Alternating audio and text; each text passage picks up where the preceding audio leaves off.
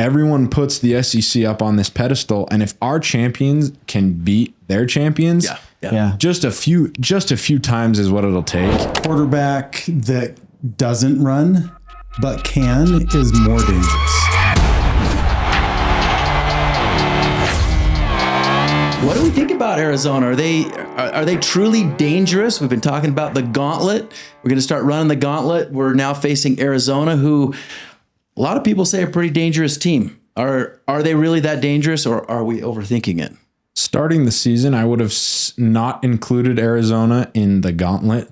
Mm-hmm. They've earned their way into that on the front end of our gauntlet, as well as I'd say Cincinnati on the tail end. So we've got really a 6-game stretch, and Arizona's playing good football right now against, I mean, they're in a similar boat as we are. They've lost. Who did they lose to? Iowa State? Is that who they lost to? And Iowa State's a proven team. So do we know anything really about us or them? I think Arizona has a lot of things that could hurt us if we're not careful. Yeah, they seem to have a lot of firepower. So their quarterback seems like he's the real deal. Noah Fafita. Yeah. He was Heisman talks last year this time. He was Heisman talks, and then BYU game at Big Noon Kickoff kind of slowed those down, but he was up there. Okay, before we get into the depth of it, we have a tradition as of the last 2-3 weeks on the show. If you haven't been watching, our tradition is that one of us defends the opposing team. So this week it's Arizona, and we brought a nice shirt right here, nice Arizona, right with the red and blue there, and one of us is going to put this on. Who wants to wear this week and defend Keith? Wow, Keith's got quick hand up. I don't have to do it next week for the Utes. So give me the Arizona shirt. All right, so Keith's going to wear the Arizona. His goal is to attempt as best he can to defend the Wildcats today. It's an extra small. Since this is a live stream, you all out there waiting, he's changing his shirt. You wish you could see it, but there we go. Now that Keith is wearing the shirt, let's get into it with Arizona. What makes Arizona dangerous? Why is this now a gauntlet team that we're including in this as a potential? And I say potential, or maybe it's not. Is this a potential loss for BYU? Or are we at risk going to Arizona in this game? Why do we fear you? Well, because we're better than you are. Oh man, that hurts. Hard hitting. All right. No, I think we've got a great quarterback. I'll say Arizona to make it clear. Arizona, great quarterback, great receivers, pretty deep team. We passed for 370-ish yards in the first 3 quarters of our game against Oklahoma State. 10 different receivers caught balls. 400-something yards total in their last game against Oklahoma State. Yeah. So I think especially offensively, I think we're very potent. So I think, we'll give any team a good run for their money. Arizona is averaging over 400 yards a game on offense. Most of that's passing. And I think I saw 18 out of 20. They're 18 out of 20 in red zone scoring. Wow. That's impressive. That includes field goals, right? Yes. Or does it? Yeah, Okay. no, that includes field goals. Yeah. Yeah. Their kicker, I actually, in my research, found that their kicker is a very good kicker. Maybe to rival Will Ferrin. Or Will Ferrell. Yeah, he made a 58-yarder this last week. That's a good kick. Beer their kicker. Is Noah Fafita a problem? Last year he kind of had a down year. Or are we just seeing some stat padding going on? Noah Fafita is very talented. I will say that. Every time I watch him, I think, man, he is one talented quarterback, and he makes plays with his arms and his legs. And when he makes plays with his arm, it's really good. But I don't think as much with his legs. He can run, but he's not like we've seen the last 2 games. But isn't that at East Carolina? Isn't that a dream quarterback though? That does so much with their arm and runs when they have to. That's what you want from your quarterback. Yeah, for sure. Yeah. There are times that I'm like, man, Noah Fafita, I wish you were on my team. But I think on the season, what I mean by that is we've struggled as BYU. We've struggled against quarterbacks who just run too much. I think he's more of a pocket passer who can run when he needs to, for sure. He's got the legs, but I don't think we have to worry as much about Khalil Wilkins, right? That we played last week, or Salter, or against Salter, right? That kind of a guy that's just gonna oh wow, we can have to adjust our whole defense to cover the quarterback. If we're gonna have a game without Jack Kelly, that he's a quarterback that maybe we can handle better without having like a spy. Well, that might be true, but I feel like a quarterback that doesn't run but can is more dangerous, because he's going to beat you with his arm. He's going to beat you with his arm. And then when he needs to buy time, or he needs to make a 15-yard run for a first down, he's got the speed and he can do it. And you're not spying him. It's not a constant thought. Although so far this season, Arizona hasn't needed to beat anybody with his legs. True. Maybe that's why I think he's what 100, just over 100, maybe 130 somewhere yards with his legs all season over. I don't know what today's game, right, or the game against Oklahoma State added on to that, but I didn't have a ton of yards with his legs, but he's very capable of it. So that's a good point, Keith. It'll be interesting to see how BYU fares against another team that's increasingly better than the team they've played. It's interesting how our schedules worked out to be that way. Yeah. Colorado, West Virginia may be the exception. I think Colorado's a better team than West Virginia, but I think BYU looked better for most of the game in Colorado than they did playing against West Virginia. This is as we record, some games are still going on, but there are a total of Arizona has 1 loss, Utah has 1 loss, Iowa State has 1 loss, TCU has 1 loss, Cincinnati has 1 loss, UCF has 1 loss. There's not one 2-loss team left on our schedule, and Texas Tech's undefeated. So we've got a schedule coming up, and how does this Arizona game get us into that schedule? Because really, if BYU could, the first half of our schedule is very much the easy half of our schedule. The last half of our schedule, we could lose every single game left. Whoa. What are we?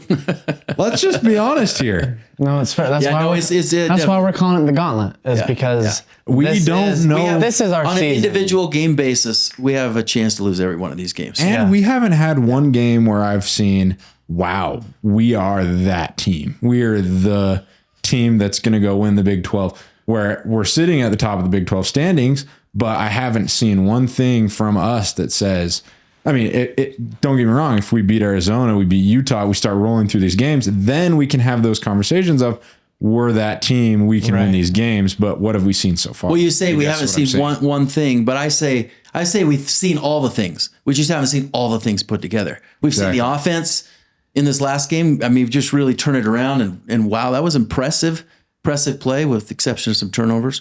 We see, I like the exception of turnovers, because turnovers Turnovers don't count. Change everything, right? I mean, in any game, right? But our defense has been super impressive early on. Maybe slid a little bit this last game. Our special teams have shown some amazing things throughout. So, and the poise of this team, the ability to turn it around. So we've got all the pieces. We've seen all the things, in my opinion. We just haven't seen it all put together. And in my mind, the big question is, are we to a point as a team where we're ready to put all the pieces together and play a full game, like you talked about in our previous episode, BJ? Like, can we put this all together and play a whole complete game as an offense, defense, and special teams? Yeah, but you say that, but have we seen all the pieces? Right? We've seen what we think are, but have we played enough competition to even know? I guess my thought is, if we show up to play at Arizona, depending on how the game goes, am I going to be surprised? Because if our defense crumbles to this point, with my knowledge of our defense, I expect them to do well. But if our defense if Arizona throws the ball all over us, am I going to be surprised? Maybe not, unfortunately, because, and the same thing with the offense. Yeah, we threw the ball over West Virginia, but we haven't really thrown the ball all over anybody else. And so what this game will be telling of, okay, we're getting into teams. Arizona wins football games, and they've shown it. Right. Good competition, bad competition. They've won football games. And so are we going to beat the teams that beat other teams? And we're on the road. And I think you make a really good point. I don't know that we'll be surprised if BYU struggles in this game. I know I also wouldn't be surprised if BYU did really well in this game because we see these things. We just haven't seen it against this type of competition. Exactly. And all put together. This game kind of determines, are we for real? Yeah. Is this BYU team that's 5-0? Should they really be 5-0, or is it just the competition's been weaker? And credit to what Keith said 2 episodes ago when we were doing the prep preview episode for West Virginia. West Virginia probably won't tell you too much one way or the other. Right. We're going to sneak out with a win. It's a 2-touchdown win. Play calls are changed in big spread games. We had some injuries. Maybe those guys will be back. We were sitting some players that could have played. Arizona, you're going to find out a little bit more. Who is BYU? What do we have on our hands? How should we approach this game? I don't know, but kind of going back a little bit to what we were saying is this almost feels like, I think it was Kansas State last year, when that game was the game that I was like, oh, maybe BYU is a good team. Yeah. And it feels like that's kind of the same option that we might have here. Like if we come out and we have a couple real big plays and big moments and we hold it together the whole game, I think this is where we walk away saying like, all right, we're legit, we're contenders. And if not, then it's like, oh, well, yeah, look at who we've played. We don't really know who we are. We've performed really well on quizzes. Now we're at the comprehensive test. How are we really going to do when we put it all together? Yeah. And it'll be interesting because I think that Utah is in a similar position to what we are. Not to talk too much about Utah, but going into that game, there's going to be a lot of unknowns about both teams. It's going to be really interesting to see how that game plays out. Well, before we jump to the next segment, Keith, if you want to, you did a fine job. Is there any last minute things you want to say about this Arizona team that you're saying, hey, we've missed something big? I know they've got a lot of explosive players on that team. You know, they really do. Particularly on offense. I think we're going to have to bring a good comprehensive A game for BYU to beat Arizona. But I feel like, you know, at the same time, right, we're in the same position, BYU and Arizona, where even though they have a loss, it was a loss to a team that was probably much better than what BYU has played so far. Right. So you can look at it and think, well, you know, we can beat this Arizona team, but that was lost. You know, Arizona they played Hawaii, beat them 40-6. They played Weber State, beat them 48-3. Arizona played Kansas State, which I think was a big win at the time. Kansas State looks like maybe they're not quite the team we all thought they were. Yeah. But they beat Kansas State 23-17. And then they lost to Iowa State 39-14. And then they beat Oklahoma State 41-13. So, you know, they have a tested game, which was a loss, but everything else has been, 40 point. And Iowa State, although Iowa State just lost to Cincinnati and didn't look as impressive. Yeah. I think Iowa State's a good team. Yeah, they're good. Cincinnati also was looking impressive too, though. Yeah. And Iowa State in this game, their top 2 corners were down, and they got down to their 4th quarterback of the season. They're having injuries left and right, so we don't know what that game's going to look like for us either. But against Arizona, they were a pretty dang good team, I'd say. Though I do wonder, I mean, I feel like we do this with everything, is like your team, you're always like, yeah, who knows? But then everybody else, you're like, well, they've won, so I'll give them the benefit of the doubt. Like, at this point in the season, a lot of teams, we don't really know how good or not good anybody is. Mm-hmm. And so maybe we need to give ourselves more of a benefit of a doubt of like, hey, Colorado could be a really good team, and they just, you know, have. Well, and anyone that wins consistently, you know, if you're 5-0, right, like we are, right now, sitting at 5-0. Even though we may not have played a lot of tough competition, we may not be battle tested yet. You got to be a good team to win consistently, Right. even against bad competition. There's a reason there's not many 5-0 teams left. Let's also just say the Big 12 top to bottom is a pretty comprehensive conference. We have, year in, year out, Oklahoma State 3 years ago in the college football playoff.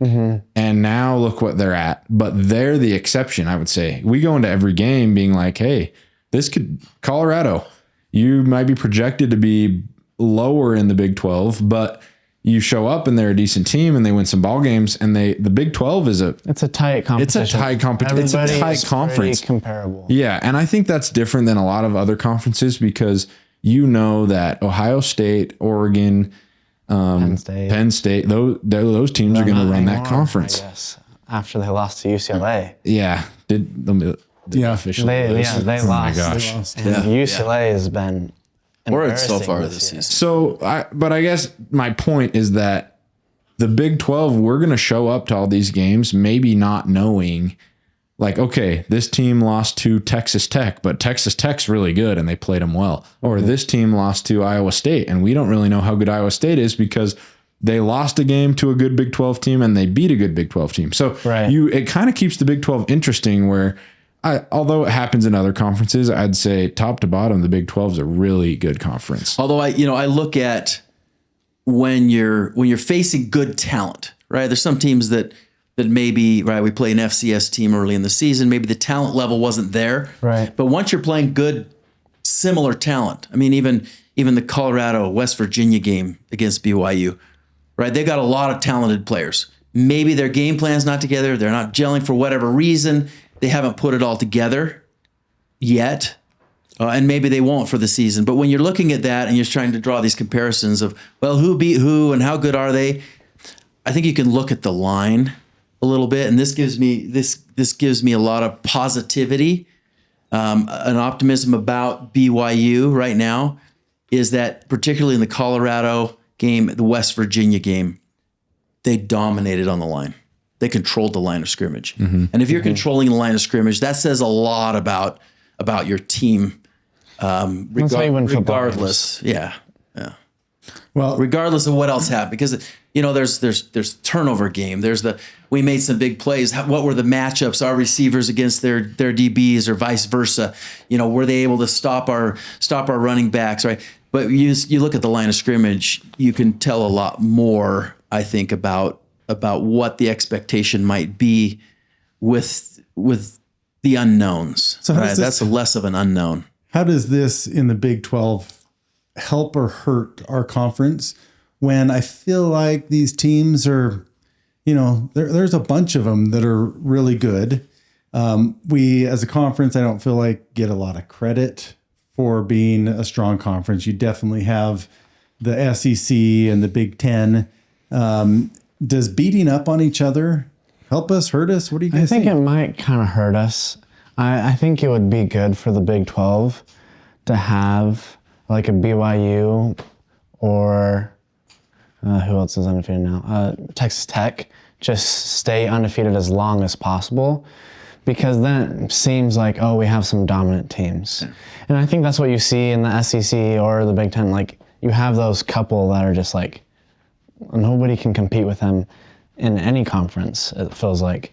And so I think that in some ways, while it makes maybe Big 12 football more exciting to watch, because you never know what's going to happen, it doesn't help us in the playoff pictures or in standings. Too much parity. Too much parity can hurt the perception of the conference. Hurts, but does make the games more exciting. Like, every Big 12 game is a fun game to watch. Well, here's what I think will, as the new model of the college football playoff, and who knows how it will progress, when BYU and other Big 12 teams, any Big 12 team, if Arizona State beats Texas last year in the playoff, the conversation of the Big 12 will change because that's the SEC team that everyone puts the SEC up on this pedestal, and if our champions can beat their champions, Yeah. just a few times is what it'll take. And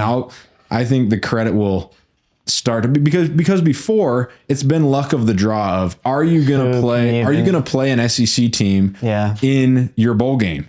Right. And the Big 12 plays, let's say, the SEC's fourth team, and we beat them, let's say, and it doesn't mean much. That was our fourth best team. Right. Well, now you've got 12 teams where if the Big 12's got a team that's the top, they're going to win games. They're going to end up in the semifinals, in the finals. They're going to have to beat and play against these Big 10 SEC teams. I mean, Arizona State did a lot for us last year as a conference, the perception of, hey, maybe, right? Because Arizona State was in a 4-way tie at the top of our conference, right? At the end of the season, they win the conference championship. They go on. They have 2 wins or they have 1 win. But anyway, they had 1 win, right? And then they played Texas, right? Texas was supposed to be this great team and took them to the wire and probably should have won that game.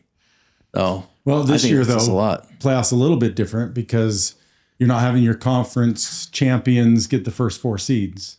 So it does make a little bit different where that ranking comes out because who gets the bye? I would assume you're going to have your SEC teams and with the buys in the Big 10, which puts us a slight disadvantage as a conference. But I think you're right. We have to prove ourselves as a conference, and in some ways, it gives us more opportunities at least to prove ourselves with those extra games. Like we're gonna need it. Yeah, that win before you then play a big SEC or Big 10 team can help you kind of fine tune things, see how you really, I guess, fit in a different conference. But isn't it nice to be worried about how can we earn respect in the playoff versus is there any chance of us getting to a playoff as an independent? Right? We gotta run the whole table. We can't lose a single game to even stand a chance at getting in the playoff. So the playoffs it's nice to complain now versus what we used to have to complain about. Yeah.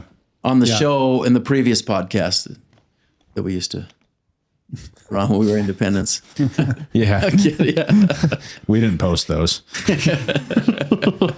Those are just around the Sunday dinner table.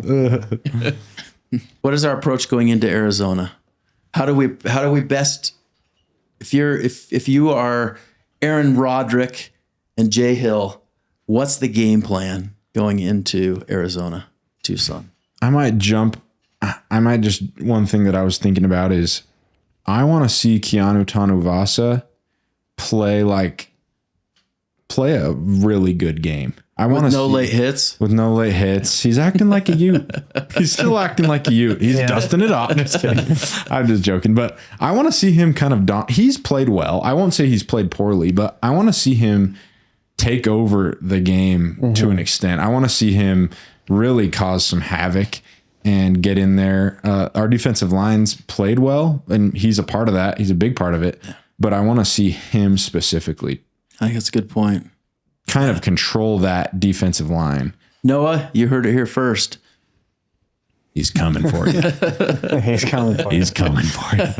No, but I do feel like I would love to see us come in and just shut them down right away. Like I think it's more important for us, our defense, to be firing with how good they are offensively. Alfredo. How good they are offensively. I think just setting a tone quick, not letting them have, because I feel like even with West Virginia and of course with Colorado, that first drive, both teams seem scarier than they ever did again. And so I don't want that in this first game. Like, let's come out, put them in their place and be like, hey, this is who you are. You don't get to throw on us. You don't get to run on us. Yeah. I think our defense needs to get a lot of penetration in this game. That's where if we're missing Jack Kelly could really hurt us in this game because we need to come out, in my opinion, and attack quick on defense to get that pressure behind the line and vice versa. We've got to do a good job in this particular game. They're pretty good at defending against the run. They're good at defending against the deep ball.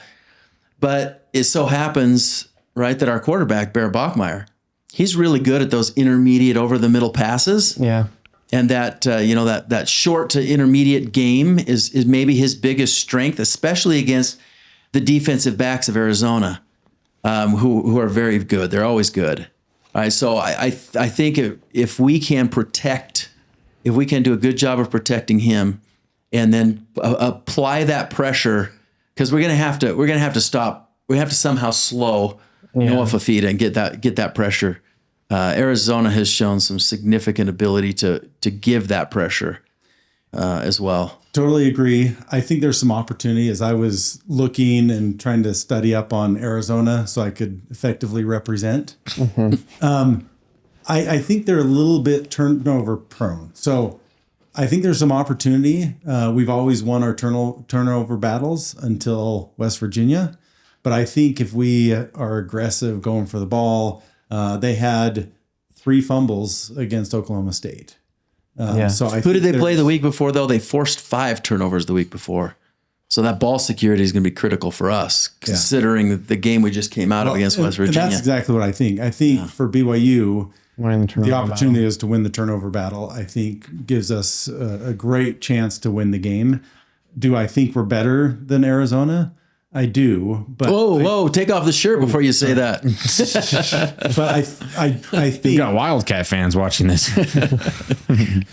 I think that it's going to be a close game, and it could go either way, especially with the turnovers. Yeah, but I agree. I mean, we have some ball hawks, and so if we can get some picks and just make them a little bit nervous to throw downfield. Which we've done well in every game but this last game. I've liked watching our secondary come into itself. Is like we've had a bunch of guys make plays, and the interception this last week made a sweet jump on the ball and interception.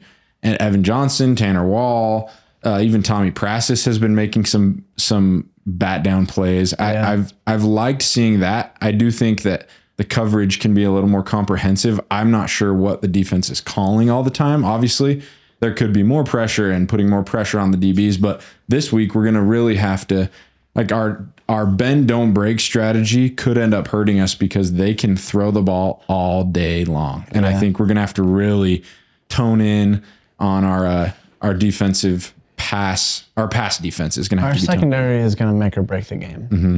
Yeah. Well, and the pass rush. I feel like we can get some quick pressure on Arizona, not giving in them that time. It's going to make a big difference. Going back to the coverage time, right? You can't guard them for very long. Unless they're you, yeah. Yeah. But at least 6 seconds. And if you zoom out and look at our defensive linebacker core, our pass rush should be kind of the strength of our team. And I want to see that happen. That's what I've been wanting to see that I haven't seen the most from BYU is I want Keanu Tanuvasa. I want John Taumopeo. I want Glasker and Kelly. I want our Kirkland. I want these players to be making the impact that we wanted them to make and assumed that they would make. Maybe they have been. We just don't see it in the stats. But I want to see that come out this game, and that's going to be a key. That's probably my key to the game is how is our defensive pass rush gonna? Well, we're up to 6 sacks this week, right? Yeah, they keep growing. So let's finish this sentence. If BYU wins, it'll be because. Okay, pass rush. Very effective pass rush from BYU. I'll say turnovers. I think if we can win that turnover battle, I think we win the game. I see these two teams in the game plan between Arizona and BYU very, very similar.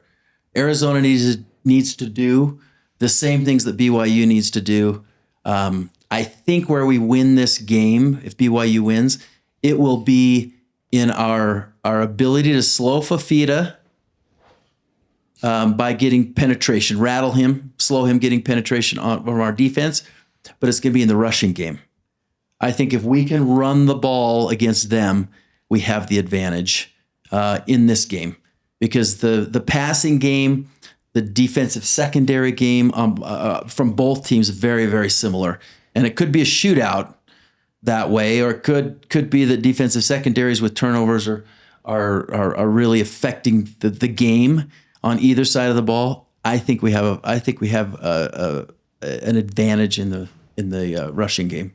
And I agree, because if we have a disadvantage, it's probably that their quarterback is more experienced in the passing game. So if we can lean on our advantage while taking away their advantage. All right, if BYU loses, then it'll be because what? BYU loses, it'll be because we turn the ball over in key situations. You can handle a pick thrown on third down sometimes if it's down the field. But if we're driving to score and you shut down 2-3 drives that are scoring drives, you're not going to beat Arizona. They're too good of a team, in my opinion. I think it's going to be that confidence and a quick start. I think if we can come out and hit them quick and hard and build our confidence, I think we keep that going throughout the game, and I think we win. If we come out like we did against Colorado, I think we're going to struggle the whole game. I think Arizona's too good to make up that ground on. If BYU loses, it'll be because we were allowing them to get too much, Arizona to get too much pressure in the backfield. We'll if they can disrupt either the run or the pass, particularly the passing game with our freshman quarterback for maybe the first time. I mean, he's poised, he handles it well, but he hasn't had a team really get through in the backfield where he hasn't had at least some time to be able to make decisions. I agree. I think it's going to be our special teams. I think it just feels like it could come down to a field goal, and like a long field goal or something like that, or how we return on kickoffs and punts. Field position. Mm-hmm. It feels like a field position game because we're so evenly matched in a lot of different ways. I think our special teams is going to have to step up. And I think also they can give us that spark that we need. I think special teams can really set the tone of the game. So just a quick side note, Noah Fafita, we've been talking him up because he's a good player and has been for a long time in college football. He has 965 passing yards on the season. Bear Bachmeier has 1,048. And Bear Bachmeier has less attempts, more completions, one less touchdown, and one less interception. So Bear for Heisman. shows, Paraphrase. I won't say that, but shows that Bear, when it may have seemed underwhelming so far, and it could have been partially because of competition, he's been making the throws, making the plays, and completing passes that have gotten him to 1,048 passing yards through 5 games. And that's both through 5 games. Noah Fafita has proven receivers. He's a proven quarterback. Yeah. And so are we maybe selling Bear short with how we're critiquing him? He's playing very well for any standard, not just for a true freshman. We say that all the time. Yeah. Oh, for a true freshman, he's playing really well. He's playing pretty well. For any quarterback. He's playing well for a junior right now. Yeah. You were. Exactly. Exactly. Yeah, so maybe, I take it back what I said with they have the advantage with quarterback. That seems pretty evenly matched then. Yeah, And we haven't given Bear probably the same opportunities the whole year that Noah's had too. And Fafita doesn't have the lower body of Bear. He's not a centaur. He's not a centaur. David, what are you saying? He can run. But he can't run up the middle the way Bear can run. Tell us more about Bear's His calves, man. And calves? Are you kidding? Look at that butt. That thing's like a beast. That's a sprinter's butt built on a big man. I mean, like, you gotta look at that with those thighs running through the line. We better stop. Is Trisha, questioning. is This is a Trisha family okay with show. the This is a poster in family your room? show. Yeah, you should see David's room, his ceiling. It's just Bear Bach. Okay, I'm sorry. The hind parts. Thank you. The hind parts. Parts of Bear. Have some courtesy out here. Well, and I would, Bear did that. He's done one interception. Yeah. With that, which is even more impressive. I don't know how many interceptions. Fafita has 2. 2. Yeah. It's good. Pretty comparable. Yeah. Yeah, they're very comparable in a lot of ways. Well, before we get to everybody's favorite part of the show with score predictions, Do I get to take off this shirt yet? what is your bold? Take it off. Take it off. What is your bold? Zoom in on this. Please catch this on the camera. Well, should we all watch it here? Yeah. Take it off. Yeah. Yeah, now he's got another shirt on. Oh, dang it. Okay, before we get to the score predictions, our favorite part of the show, what is a one bold prediction or just a clip moment that you want to bring up? What is your what can we predict? What can we guess on? What's going to happen? I think that Bear Bachmeyer is going to go back to the old folks' home with the guitar. That's where I knew this was going. He is. The fall weather is going to look extra nice. I think Cosmo might raise that bar a foot. He's going to play. Unfortunately, Did you it's an see away that? game. Did you see that though? I mean, it was they were moving the thing around, the moving mat. That was cool though. It was cool. That was fun. In all honesty, I think Bear's going to have a good passing game. I think he's been transitioning more from oh crap, I don't really know what to do, run it, to, okay, I can sling this rock and make it happen as a quarterback. And I think he's going to do it back-to-back weeks. I predict he's going to have another 300-plus yard passing game. I don't know how bold that is, but it's a realistic prediction. I think we're going back to Moon's Rare Books again at the halftime like we had, what was that, 3 weeks ago? Or did you guys not see that? I didn't see it. Oh, yeah, you guys were maybe at the game live, but I was watching it on TV. Did you see that? No, I was at the game. Oh, you were at the game. Okay, so I was probably with they my took us child. It was actually really cool. They took us to Moon's Rare Books and showed, I think we're going to have another one of those. No, honestly, in all seriousness. I have no idea what you're talking about. Okay, you've never been to Moon's Rare Books? No. Okay, you should got go. Nerd alert. It was like a Nerd alert. Both of us. sponsor for Yeah. Moon's bookstore. Oh, Okay. But it's not just a bookstore. I mean, this place is amazing. That's not what our show's about. I won't go into they're depth. not a sponsor. But They can be if they want. But they've got, yes, if you want to sponsor us, Moon's Rare Books, we'll keep talking about this. What's in the store? Oh, they've got all kinds of movie paraphernalia. They got Bibles from the 1200s and stuff. I've heard of and this guy. Oh man, it's crazy. Original copies of the Book of Mormon. They got everything. Like, it blows your mind. My wife took me in there. I am married. Sorry, ladies. Married for how long? And sorry, Bear. How long? Sorry, Bear. After those comments earlier, maybe your hopes were up. Not only are you married, you're married for how long? What? I don't know, a long time. Oh, you don't know. To ask my wife. Yeah. Okay. So no, but she pulled me in there, and I'd heard of this place, but I thought, oh, okay, yeah, it'll be interesting. I thought I was going to want to spend 10, 15 minutes there, maybe. I did not want to leave. We were like for 2 hours. I was like, oh, that's not the place is fascinating. It's really, really amazing. Podcast field trip to Moon's Rare Books. You must not know yourself. I could have told you go into a bookstore, you'd be there for like 3 hours. Okay, yeah. All right. No, but seriously, my bold prediction is Carson Ryan is going to catch at least 5 passes in this game. I think it's going to come down to that with their secondary, that middle tier game, that third read, right, with the tight end is going to come into play more often, and we're going to see a big game from Carson Ryan. He's an underrated blocker. Yeah. By the way, we haven't ever talked about that on the show. About his blocking. Yeah, but he is a good blocker. Yeah. You can tell by his thighs, too. Oh, no. Oh man. Oh, no. David has an obsession over here. Okay, so who's are better? Bear or Carson? I should be a recruiter. Look at those thighs. Based purely on the thighs. Here's a scholarship On offer. the scholarship. Suddenly it's a bunch of cyclists on the team. That's one thing about a tight end that's often underrated because we're okay. Yeah, anyways, that's one thing about a tight end that's often underrated is you don't necessarily. How many times have we mentioned by name one of our offensive linemen on this show? And maybe that's on us. We need to, because I mean we've mentioned Isaiah Jota, friend of the show, but other than that, we Truly, need that's not a joke. He is a friend of the show. No, he really is. Isaiah Jota is a good guy, one of my teammates.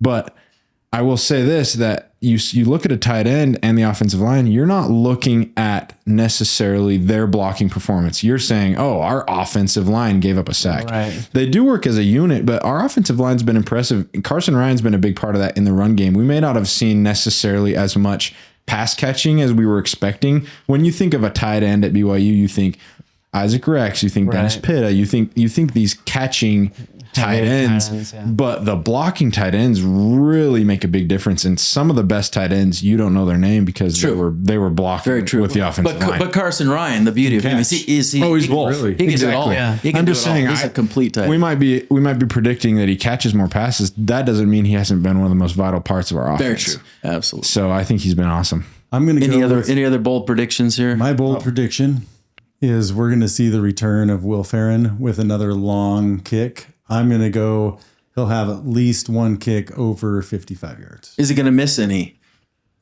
No, I think he's back on. He's back on? I think he just had the yips there. You know, the streak been going for so long. He just needed to get a couple out of the way, and now the pressure's off. He can Start a new streak. He can do his thing. My prediction is we're going to have a return. Whether on A kick return? yeah. For a touchdown. yeah. for a touchdown. Either punt or a kick, but for a touchdown. Yeah. Sweet. Yeah. Way to That'd be stick with the killer. special teams. And who is going to make that touchdown return? I don't do every level like you do. Okay. That's my bold prediction. It's not going to be a is garbage we're time gonna one. have It's not. a kick return for a touchdown, whether it's Is it going to be hot in Tucson, by the way, since we're talking about bold I predictions? saw 91. 91. That's an adjustment. that is an adjustment. That's This the week- this week's forecast getting for the game. colder here Ooh, too. 91. Yeah, that will be adjustment. That's what I saw. Yeah, why don't At you least put it's a drier heat. We won't be cramping up hopefully as much. that- Yeah, but after our cooler weather, it's going to feel. Yeah, it's gonna yeah. It's going to hot. feel It's a warm. bad time for it to suddenly dip in temperature here. Before we call it an episode, what is your score prediction for this game? Well, I'm going to do what I always do. I'm not going to give a specific score. We're going to win by 14. Can I just say something funny though? Touchdowns. So Oh, man. this is 14, not this is not to bag on Keith's predictions, but the first 4 weeks he predicted we'd win by 14. He ventured off into the 35-point victory, And it's hard. and we won by 14. Should have stuck with it, dang it. I even tried multiple times last week getting you to pick. He tried to 14. just hand you the 14. Well, Nope. that means since he picked 14 this week, we're going to have a blowout win. This is great. Yeah, it's true. I love Good it. work. Way to go. 14. I'm going to say it's going to be a little bit higher scoring because, for whatever reason, it's going to be a little higher scoring. I'm going to predict a 35-28 victory for the Cougars. That's close. I have 31-24 as my prediction. Cool. Or And I was thinking 31-35. For BYU? No, for us. Okay. For us. 35. Oh, this is all in on blue. Yeah, we're all in. That's for sure. You will never hear us predict a loss for the Cougars. I'm kidding. We will. We give you the objective truth on all in on blue. I'm kidding, Amber. I'm kidding. Can I just say All something? in on blue, the objective episodes. So really quick, I was watching College Game Day last week. This is a side note, just because you're a funny host.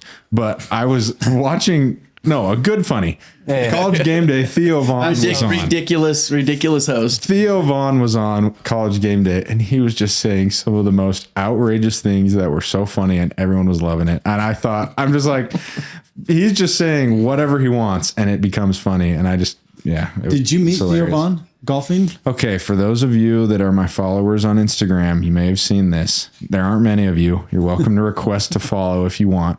But Theo Vaughn, my brother-in-law and I are golfing at Sky Mountain in St. George, and we are playing golf with this guy. And I'm like, why? How do I know this guy? And I listen to Theo Vaughn. I don't see him very often. So I'm like, this guy, I'm on the second hole. I lean over my brother-in-law. I'm like, this guy looks like Theo Vaughn. Like, he looks like Theo Vaughn. And there were some fights in Las Vegas that weekend. We're like, why would Theo Vaughn be playing a single tee time at Sky Mountain? But this guy looked enough like Theo Vaughn that we were like, we're going to have to investigate. So we start asking him like, hey, what do you do for work? And like, he sounded kind of like him, looked exactly like him. And so by the third or fourth hole, we finally were like, hey, have you ever heard of Theo Vaughn? Because we'd been like prying, like, do you actually work on maintenance things in St. George, or are you Theo Vaughn? And it was pretty funny because it wasn't Theo Vaughn, but we posted a picture of him and everyone was like, dude, that's so sick. You played golf with Theo Vaughn. It was pretty funny. His comment when you said you looked like Theo Vaughn, he's like, oh yeah, everyone says that. I don't know who he is. Yeah. It's like, I don't know who this guy is. That's so funny. Yeah, You think hopefully- you'd have looked him up at some point? I know. He just doesn't care. But he looks literally just like him. That was just a funny story. Wow. Do you have a picture of that? I can find it. We'll put it on socials. Okay. Follow us on Blue. This poor guy, he was a cool dude. So we're going to post him on our socials. We're not making fun of you. No. You're a good golfer. You were a fun guy to hang out with, but you look exactly like Theo Vaughn. You want connections? Watch All In on Blue. I mean, listen to this. And then we have over here. Who did you bump into at the Grand America? Wasn't it you? No, that was me also. That was you also. Oh, wow. Yeah, bumped into LeBron James. LeBron James. He did himself. call me as soon as it happened. Yeah. LeBron. This is the biggest. To let you know. Yeah. LeBron called me. He's like, I bumped into your cousin. Your cousin at the Grand America. I was like, no way. I love that guy. He's like, oh no. LeBron, friend of the show. Thanks for that call and always looking out for me. Theo Vaughn. Yeah, Theo Vaughn, friend of the show. You're welcome on whenever you want. Will Theo. Ferrell. We got a lot of celebrities on this. Dion. We do. Dion, yeah. Travis Hunter. Yeah. Shador. Welcome back. Steve know you Young, took a almost hiatus. married to Young. both my mom and your wife. I mean, it's Oh, goodness gracious. the connections we have. is crazy. Prolific. We appreciate you watching. That's our episode for today of All In on Blue. We look forward to hopefully seeing you at the Arizona game. Any of you traveling to Tucson, watch for us there. And if you want some swag, we're going to be giving away some All In on Blue t-shirts, maybe more before the end of the season, but you got to subscribe. So please subscribe. And again, we want to close by thanking our producer, BJ, Thank you. today with Thank Beehive you. Broadcast. And then, of course, the Scriptures Are Real, our sponsor. And that's a wrap. Thanks for watching. Job, guys. Way to go. That was a good one. I like that. Your computer's gonna sleep for like over half of this. That's okay. Please recording. That was a good mix of happy, funny, Yeah. serious. I think that's a good.